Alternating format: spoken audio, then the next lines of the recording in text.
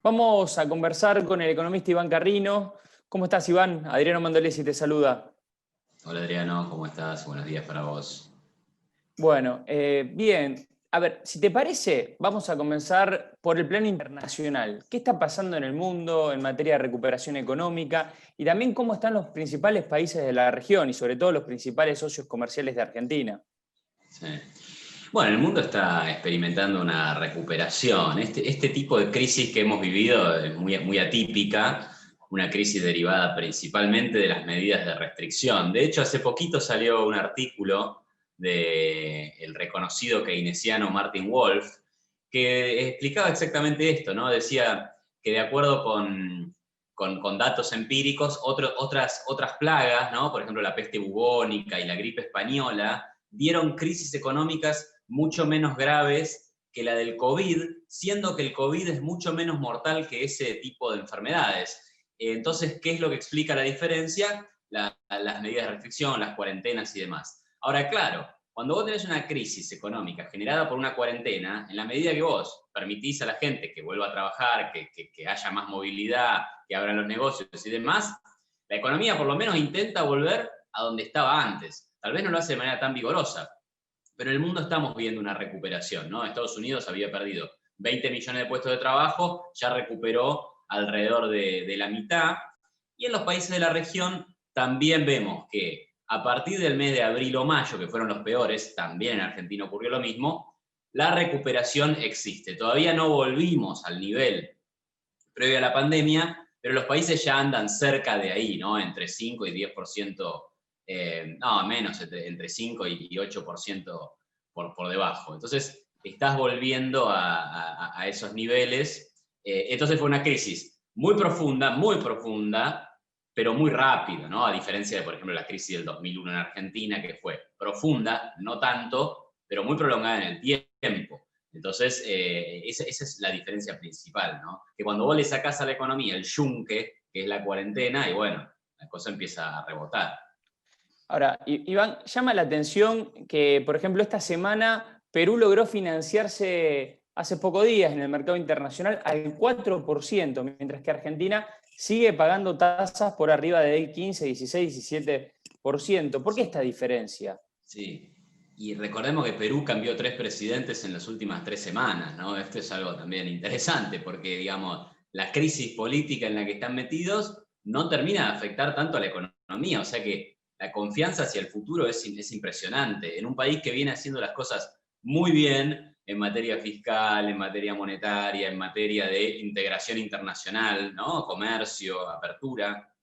La Argentina es todo lo contrario. La Argentina acaba de decirle a los acreedores de la deuda que en vez de 100 le pagaba 35, bueno, terminó pagando 50 por ahí, pero entonces no hay confianza. Pero además uno diría, bueno, pero ya llegaste a un acuerdo, ya está, lo pasado pisado, hay que mirar para adelante. Y ahí está el problema. Cuando los inversores en Argentina miran para adelante, dicen, bueno, tenés este déficit fiscal, no sabemos qué va a pasar con el Fondo Monetario Internacional, hay un cepo cambiario, el tipo de cambio oficial vale 90 y en el paralelo está a 160. Entonces, eso no inspira confianza respecto de qué. Primero, del crecimiento económico futuro, y si no hay confianza en el crecimiento económico futuro, hay más dudas sobre la posibilidad del gobierno de pagar deuda. Entonces, y encima con este déficit fiscal. Entonces, un poco por ahí pasan las dudas que hacen que el riesgo país no baje de esos 1.300, 1.400 puntos donde está oscilando hace un tiempo, ¿no? Ahora, Iván, en los últimos días hay una especie de estabilidad cambiaria. ¿Para vos es un veranito o es un cambio de tendencia y llegó para quedarse esta pax cambiaria que se aprecia hoy en el mercado financiero? Sí. Bueno, nunca se puede saber. Lo que me arriesgo a tratar es de entender lo que pasó. Y creo que lo que pasó cuando el tipo de cambio blue llegó a 190 y 195 fue que hubo una especie de quiebre de confianza en el marco también de dudas sobre la institucionalidad en Argentina, ¿no? Estaban los terrenos tomados y demás, y había dudas sobre la cantidad de emisión futura de pesos y un gobierno que tenía un déficit que no lo parecía cerrar. Y después de eso lo que vino fue el acercamiento con el fondo, el desalojo de los terrenos tomados, y el Tesoro diciendo, volviendo a la cuestión monetaria, diciendo, bueno, vamos a endeudarnos y con la plata que recibamos del endeudamiento vamos a cancelar deuda con el Banco Central, que es este mecanismo que trataba de explicar antes. En definitiva, están sacando pesos de la calle. No tanto, pero algo. La base monetaria, entre julio y hoy, ha estado congelada, ¿no? En un gobierno que supuestamente no, en un gobierno, en un Banco Central, que supuestamente no es monetarista, sin embargo, la base monetaria dejó de crecer. Entonces, bueno, ahí hubo señales importantes para los mercados que creo que llevaron calma. Entonces, mirando para adelante, si se mantiene este rumbito, ¿no? Porque no es mucho llamarlo rumbo, este rumbito de, bueno, vamos a tener un acuerdo con el fondo razonable, el Banco Central, por más que no tenga ninguna política establecida para bajar la inflación, en la medida que el Tesoro sirva como absorba pesos de la economía, bueno, funciona, ¿no? Entonces, en la medida que esas cosas ocurran, bueno, puede que esto tenga su duración, ¿no? ¿Qué pasa, Iván, con la actividad económica? Porque según los últimos datos, bueno, el rebote en el mes de octubre perdió fuerza y da la sensación de que podríamos nuevamente entrar en un amesetamiento de la actividad económica, la recuperación que se había evidenciado en los meses de agosto y septiembre. Sí, sí, eso es algo que está pasando en Argentina, pero también está pasando en los países de la región, Perú, México, Brasil, ¿no? Brasil tal vez no cayó tanto, pero también la recuperación fue muy fuerte, digamos en los meses de junio, julio, y agosto, septiembre empezó a haber una desaceleración en esa recuperación cuando uno ve los datos mes a mes, ¿no? Entonces uno podría decir, bueno, es un fenómeno de eh, tal vez tenemos este fenómeno de, bueno, tal vez estamos viendo los efectos de el miedo a la enfermedad, ¿no? Ya sin la cuarentena o con menos cuarentena, vos tenés una recuperación. Por un lado puede haber un miedo a la enfermedad que hace que ciertas actividades no se realicen y entonces no vuelvas tan rápido a la situación previa. Pero por otro lado hay un montón de protocolos, ¿no? Protocolos, medidas de restricción, teatros cerrados, cines cerrados, espectáculos deportivos sin gente. O sea, hay todavía un montón de restricciones que pesan sobre la economía que no la van a dejar funcionar como tiene que funcionar. Y en el caso argentino yo agregaría también la brecha cambiaria, que es un factor de incertidumbre muy grande y de desincentivo muy grande a la inversión extranjera, al turismo extranjero y a las exportaciones, ¿no? Entonces, turismo extranjero que además estuvo cerrado hasta el mes pasado, o sea que eso tampoco te movía nada. Entonces, en el caso argentino hay algunas cosas adicionales, pero también la tendencia es general. Iván, ¿cómo juega la mejora en el precio de la soja en el mercado de Chicago? ¿Pensás que puede impactar en una mayor recuperación de la economía argentina? Y también teniendo presente que el principal socio comercial de todos los productores es el propio Estado. ¿Esto va a permitir una mejora de los ingresos fiscales el año que viene? Sí. Bueno, yo creo que sí, obviamente. Siempre es mejor tener mejores términos de intercambio.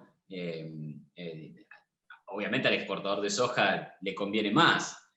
Todo esto hay que contrarrestarlo con el cepo, la alta inflación, que obviamente van deteriorando mes a mes la competitividad de cualquier sector exportador de la Argentina, pero claramente que es una buena noticia que la soja suba de precio para el desempeño económico, y bueno, también hay un poco de suerte ahí, ¿no? Porque cuando gobiernan los peronistas tienen soja alta y cuando no gobiernan la soja baja, pero bueno, esos son imponderables. Lo que hay que construir es un sistema económico que no dependa del precio de la soja. Y si bien el PBI argentino no depende principalmente del precio de la soja, por supuesto, bueno, ayuda, ¿no? Que la mitad de las exportaciones argentinas son o productos primarios o manufacturas de origen agropecuario, o sea que en términos de exportaciones es muy importante lo que pasa con los precios internacionales. Iván, enumeraste una serie de problemas que tiene la economía argentina y también desafíos que tiene por delante. ¿Pensás que parte de esos desafíos y de esos problemas se pueden solucionar con el acuerdo con el Fondo Monetario Internacional? No. El acuerdo lo que sí creo que podría dar es un marco para el tema fiscal y el tema monetario, como era originalmente el acuerdo con la gestión anterior, ¿no?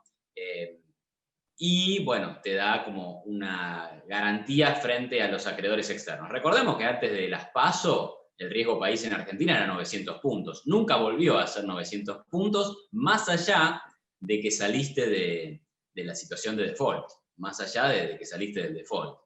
¿Y por qué no volvió? Bueno, porque no hay un acuerdo con el fondo todavía, podría ser una explicación.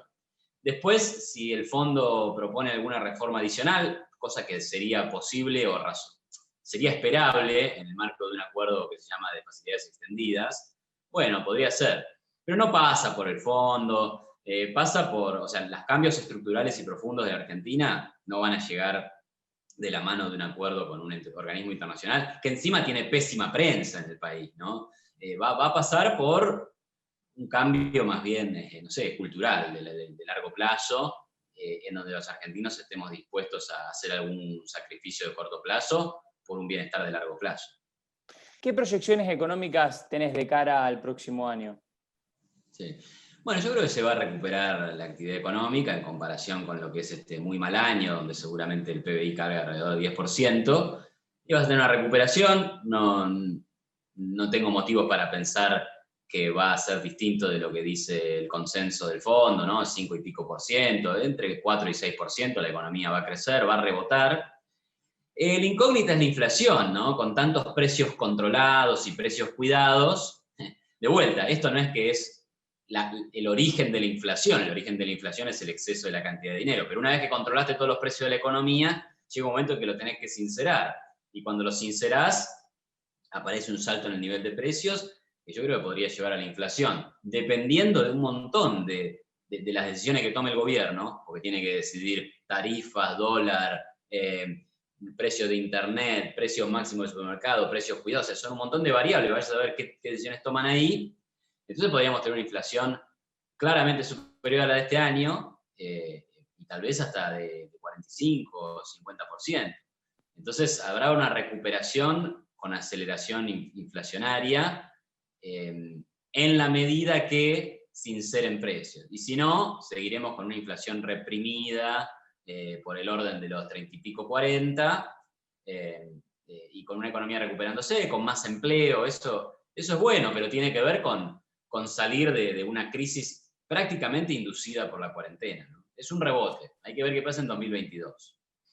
Por último, ¿qué recomendación le puedes hacer a los consumidores, empresarios, inversores que nos están escuchando? Bueno, paciencia, primero que nada, paciencia. Le diría relativo optimismo, o sea, soy moderadamente optimista porque en el corto plazo todo lo que viene para adelante es recuperar el terreno perdido. O sea, por eso vuelvo al inicial. Esta crisis tiene características muy especiales, que es, alguien vino con una bota y pisó todo. Y ahora estamos en el proceso en el que la bota va levantándose. Entonces de ahí para adelante está bien. Lo que pasa es que después, cuando volvamos a una casi normalidad, están los problemas de siempre en la Argentina. Entonces ahí la recomendación es, bueno, empecemos a pensar en cómo crecen los países y votemos en ese sentido, y no hay otra salida. Paciencia, nos quedamos con esa idea, Iván, y te agradecemos muchísimo estos minutos que te has tomado para hablar con nosotros y con nuestra audiencia.